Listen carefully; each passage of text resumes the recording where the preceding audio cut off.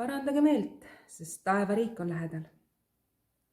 Jesaja 45:22 kirjutatud on: pöörduge minu poole ja laske endid päästa kõik maailma ääred, sest mina olen Jumal ja kedagi teist ei ole.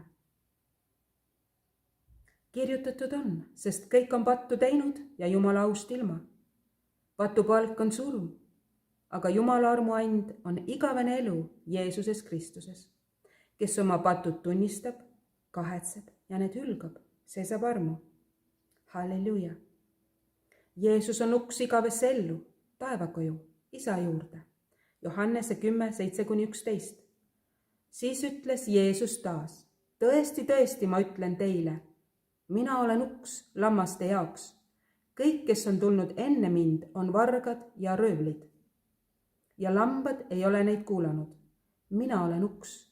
Kes iganes läheb sisse minu kaudu, see pääseb ning käib sisse ja välja ning leiab karjamaad. Varas ei tule muu pärast kui varastama ja tapma ja hävitama. Mina olen tulnud, et neil oleks elu ja oleks seda ülirohkesti. Mina olen hea karjane.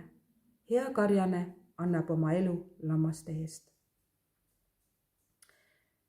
Kes on siis selle patu autor ja mis on tema saatus?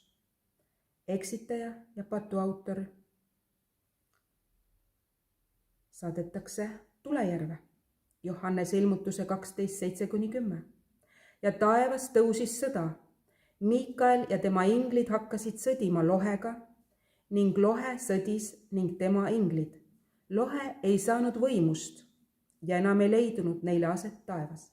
Suur lohe heideti välja, see muistne madu, keda hüütakse kuradiks ja saatanaks, kes eksitab kogu ilmamaad. Ta heideti maa peale ja tema inglid heideti koos temaga. Ja ma kuulsin suurt häält taevas hüüdvat: nüüd on käes pääste ja vägi ning meie Jumala kuningriik ning tema Kristuse meelevald, sest välja on heidetud meie vendade süüdistaja, kes süüdistab meid Jumala eest päeval ja ööl. Amen.